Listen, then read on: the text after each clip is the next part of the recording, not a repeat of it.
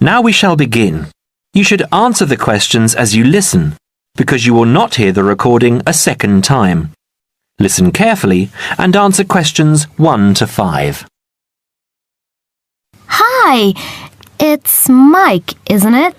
Yes, and you're... Phoebe. Phoebe, right. Where are you headed? I'm looking for the main hall. So am I.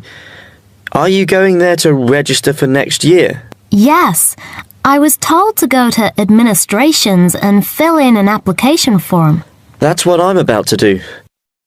I went to information and they told me it was at the end of this corridor. Then we have to turn left and immediately right. That should lead us to the exit, where opposite we should find the entrance to ground level main hall. It's a big old red building. From there we need to go to the first level and then follow the signs. Apparently it's the second office opposite the foyer. It would be pretty hard to miss. That sounds easy. It shouldn't be too hard to find. Well, since we're both heading in that direction, let's go together. Hopefully it won't take too long. I haven't had anything to eat and I'm starving. Me too. Well, how about I go to the canteen and get us something while you make your way to the main hall? I'm sure there's going to be quite a wait. There always is. I can meet you there. Sounds like a good plan. What do you want me to get you? How about a chicken and salad roll and a drink? Okay. What if they don't have a chicken and salad roll? Anything similar, like ham and salad, or just plain salad and cheese. Oh, and don't forget the drink. I feel so dehydrated. No problem. What type of drink? I don't know. How about a Coke? No, nothing like that. Something healthier. An orange juice? They're usually full of sugar unless you get it freshly squeezed. Water? Yes, that's perfect. Here, take £2. That should cover it. If it's more, I'll give it to you when you get back. I only have a 20, and you know that they get cranky if you give them large notes. Okay. See you in 5 minutes. Before you hear the rest of the conversation, you have some time to look at questions 6 to 10.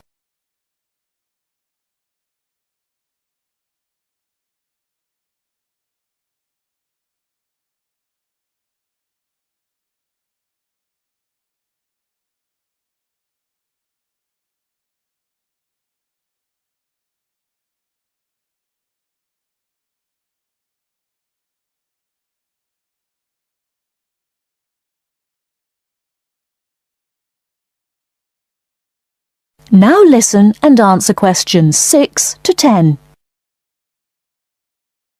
First year economics. I'll just have to fill out this form for our records. What's your name? Phoebe Payne. Can you spell that for me? Sure. P-H-O-E-B-E-P-A-Y-N-E.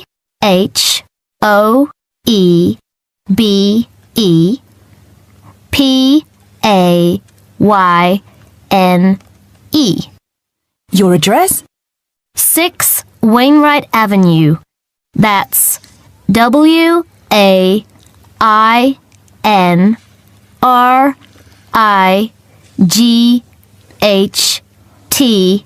Nottingham. Nottingham. And your phone number? It's not connected yet. I've just moved in. Okay. When you get your phone connected, contact us. I'll just make a note that your phone number is to be advised. I'll do that. What course were you doing? Law? No. Economics. First year. First year economics. Yes, that's right. Okay. Take this card across to the economics department and get it stamped. And then you need to come back here to pay your fees. I've made an arrangement to pay in installments. Do you have any documentation verifying that? Yes, I have a statement from administration. Okay, when you return, we'll have a look at it. Thank you very much. Here you are. It was quicker than I thought, but I have to get this card stamped and return here to organize my fees. That's good. It means that I won't have to wait long either. How did you get on? What with? Oh, the food. Well, there wasn't much left, so I got you a cheese and tomato sandwich and water. That's fine. Do I owe you any more? No, I need to give you back £3. But I only gave you 2. Oh yeah, I thought you gave me a fiver. Okay, so we're square. So what do I have to do? Go to the desk and give your personal details. Then they'll give you a card that you need to take to your faculty. What's your major? Environmental science. Okay, so you'll have to take the card to the environmental science faculty and get the card stamped, return to administration in the main hall, and organize your fees. And that's it? Yes, that means you're registered. Then we receive a letter with the details of our course where we'll be informed to go to the notice board or online to find out when and where our lectures are. Okay, let's have this bite to eat first. That is the end of part 1. You now have half a minute to check your answers.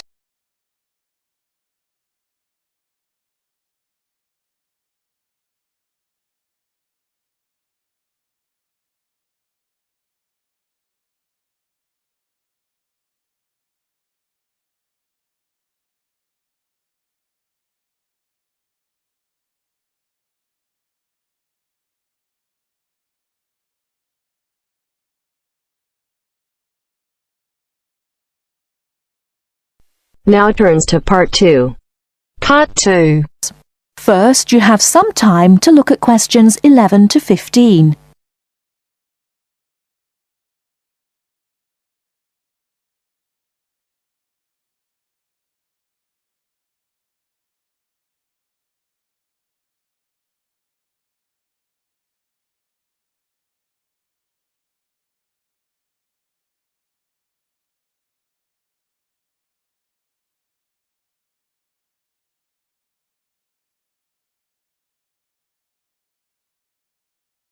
Now, listen carefully and answer questions 11 to 15. Hi, Hello. how can we help you? Is this the Office of Institutional Real Estate? Yes, sir. My name's Alice Baum, and I'm a university housing supervisor. Oh, good. I wonder if you could help me. I'll certainly try, sir. I'm hoping to rent an apartment from September when I begin here, and I'd really like some advice on where to rent and how to rent a place. Advice on renting in Manhattan. We've got plenty of advice about that. The first thing to think about are the prices. New York is an expensive place to live, and Manhattan is the most expensive place in New York. Everyone wants to be here.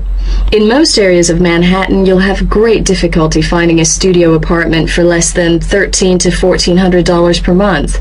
But there are areas just outside Manhattan, within a 30 to 40-minute commute, where you can find a decent studio apartment to rent for $850 to $1,000 per month. That's a big difference. But then there are travel costs on top of that. Yes, there are. If you're prepared to make compromises in your choice of accommodation, perhaps you can find an apartment you like and can afford. Monthly rents also depend on 2 other factors: apartment size and then amenities. Can you tell me a bit more about that? Basically, bigger flats get higher rents, so if you can live without a lot of space, it's much cheaper. And if you're willing to take a flat which has street noise or doesn't have much natural light, then you may save some more money. I see. However, you could go the other way and get a bigger flat and share it with another student. You can cut costs by sharing a large bedroom. To find a roommate, check the listings for apartment shares in the housing registry. Share a flat. I hadn't given that idea much thought. Lots of our students do that. What about amenities? Can you explain that a bit more?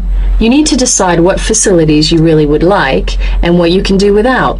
For example, do you want a doorman? Would you like an elevator? These kinds of things put the prices up. I don't think I need a doorman. Is there anything else I should know? Yes, remember, the housing market is very competitive, especially for affordable apartments. You need to be prepared to make decisions quickly and be flexible with your plans.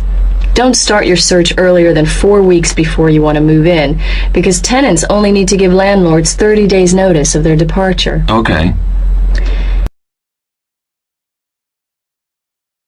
Before you hear the rest of the talk, you have some time to look at questions 16 to 20.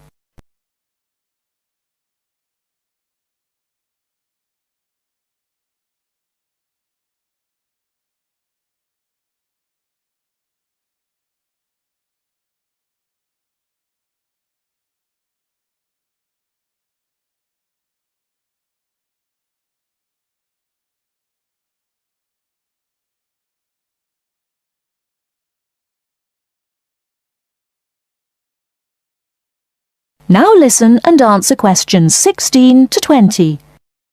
And make apartment hunting your life for 2 or 3 weeks. That should be enough time to get familiar with the market and find what you're looking for. What's the best way of finding a place? There are really only 2 ways. You do it yourself, or you get someone else to do it for you. That sounds interesting. How do I do that? There are property brokers who will find a place for you. They can guide you to the property of your choice and help you with the paperwork. Well, that sounds great. But they do charge you a commission fee. In Manhattan, expect to pay between 12 and 15% of the year's rent. That means if your rent is $1,000 a month, the broker's fee works out to $1,800. Oh, maybe not a broker then. And what's the other option again?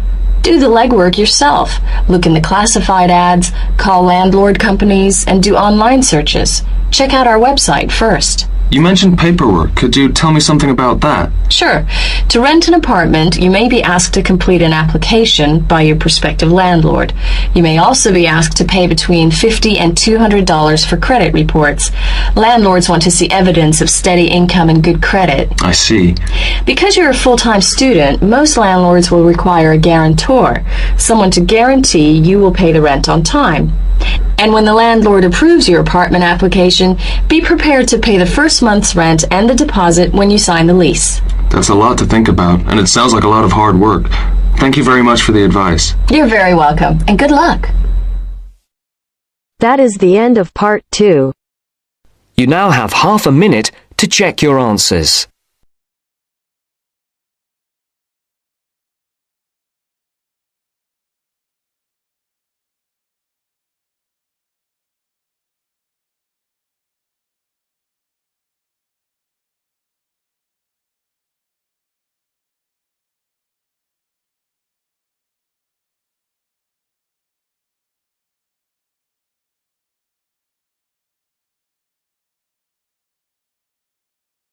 Now turns to part 3.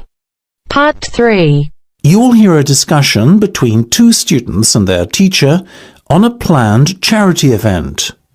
First, you have some time to look at questions 21 to 25.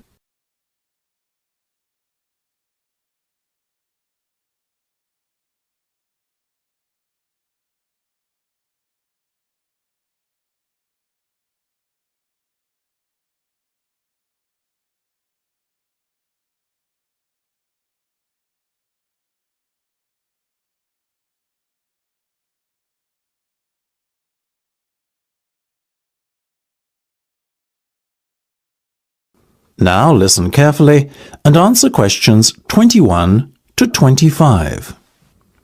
So, are you making any progress with your plans for our annual charity event? I guess first things first, have you decided what charity it will be in aid of this year? We're thinking about Help the Children Africa, sir. Well, that's Mark's idea, sir, but I myself prefer a local charity called the Meals on Wheels. I'd have to agree with Laura on this one, Mark. After all, we're supposed to be giving back to the local community, and although helping African children is a very worthy cause, it's a little outside our remit. That settles it, I guess. Moving on from the beneficiary question, have you made a decision on what type of event it will be? Yes, we plan on doing something a little different this year. We're calling the event Balloonathon. Basically, we're going to offer balloons for sale to all the students. Balloons? I don't see where you're going with this. Why would they want to buy a balloon? Well, here's the thing. We don't actually give them the balloon. Instead, we'll write their name on it along with the special phone number, and then we'll release all the balloons into the air. When they fall to the ground, if a person finds one and rings the special number, then both he and the student who've bought the balloon will win a gift voucher. That sounds like an excellent idea, guys. Well thought out. This Balloonathon has a real novelty value attached to it, don't you think? Exactly what we said, sir.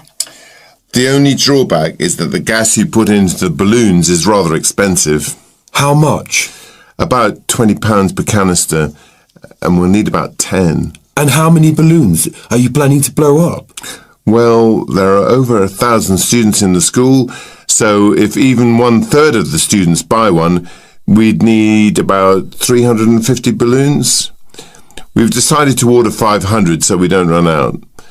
The good thing is we can return the canisters of gas if we don't use them, and the balloons aren't expensive, so there's no real risk of us spending a lot of money without getting a good return.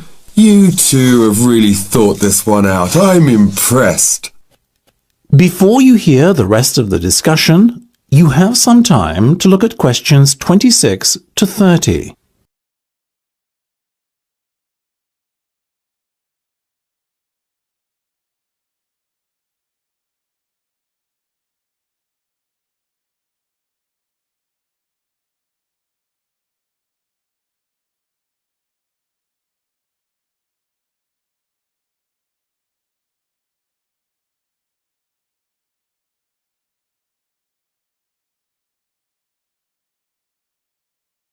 Now listen and answer questions 26 to 30.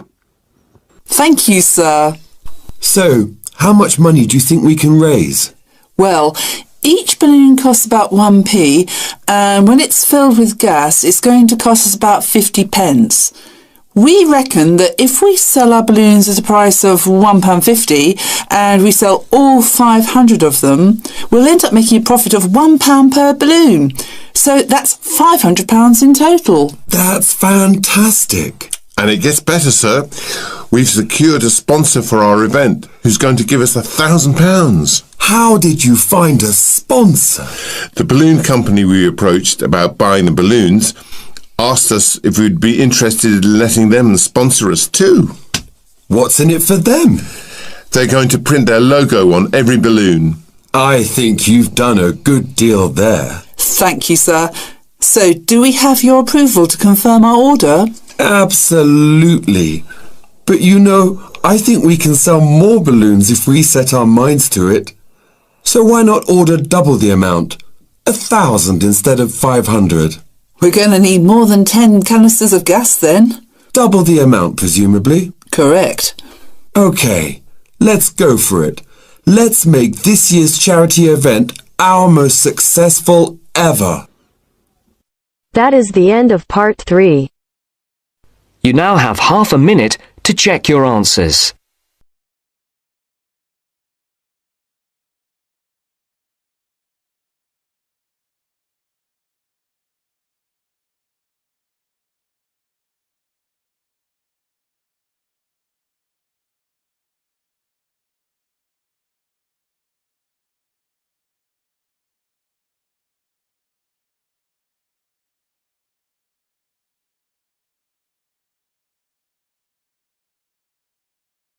Now turns to part 4.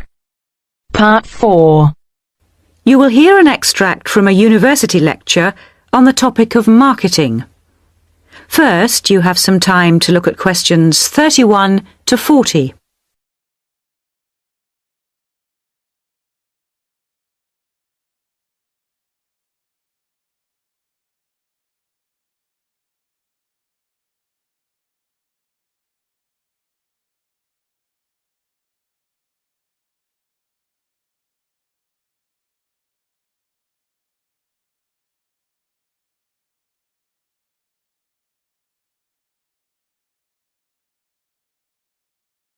Now listen carefully and answer questions 31 to 40. Last week we looked at some general principles associated with marketing, and today I'd like to look at some of those points in a little more detail. So, what is marketing? Or put another way, what does the term marketing mean? Many people think of it simply as the process of selling and advertising. And this is hardly surprising when every day we are bombarded with television adverts, mail shots, and telephone sales. But selling and advertising are only two functions of marketing. In fact, marketing, more than any other business function, deals with customers. So perhaps the simplest definition is this one. Marketing is the delivery of customer value and satisfaction at a profit. In other words, finding customers, keeping those customers happy, and making money out of the process. The most basic concept underlying marketing is the concept of human needs. These include basic physical needs for things like food, as well as warmth and safety. And marketers don't invent these needs. They're a basic part of our human makeup. So, besides physical needs, there are also social needs. For instance, the need to belong and to be wanted. And in addition to social needs, we have the need for knowledge and self-expression, often referred to as individual needs. As societies evolve, members of that society start to see things not so much in terms of what they need, but in terms of what they want. And when people have enough money, these wants become demands. Now, it's important for the managers in a company to understand what their customers want if they're going to create effective marketing strategies. So there are various ways of doing this. One way at supermarkets, for instance, is to interview customers while they're doing their shopping. They can be asked about their buying preferences, and then the results of the survey can be analyzed. This provides reliable feedback on which to base future marketing strategies. It's also quite normal for top executives from department stores to spend a day or two each month visiting stores and mixing freely with the public, as if they were ordinary customers, to get an idea of customer behavior. Another way to get information from customers is to give them something. For instance, some fast food outlets give away vouchers in magazines or on the street that entitle customers to get part of their meal for nothing. As well as being a good way of attracting customers into the restaurants to spend their money, it also allows the managers to get a feel for where to advertise and which age groups to target. Another strategy employed at some well-known theme parks, such as Disneyland, is for top managers to spend at least one day in their career touring the park dressed as Mickey Mouse or some other cartoon character. This provides them with the perfect opportunity to survey the scene and watch the customers without being noticed. Okay, well, we mentioned customer satisfaction at the beginning of this lecture, and I'd like to return briefly to that as it relates to what we've just been talking about. If the performance of a product falls short of the customer's expectations, the buyer is going to be dissatisfied. In other words, if the product you buy isn't as good as you'd expected, then the chances are you'll be unhappy about it. If, on the other hand, performance matches expectations and the product you buy is as good as you expected, then generally speaking, the buyer is satisfied. But smart companies should aim one step higher. They should aim to delight customers by promising only what they can be sure of delivering and then delivering much more than they promised. So then, if, as sometimes happens, performance is better than expected, the buyer is delighted and is twice as likely to come back to the store. Now, let's move on to look at the role of advertising. That is the end of part 4. You now have half a minute to check your answers.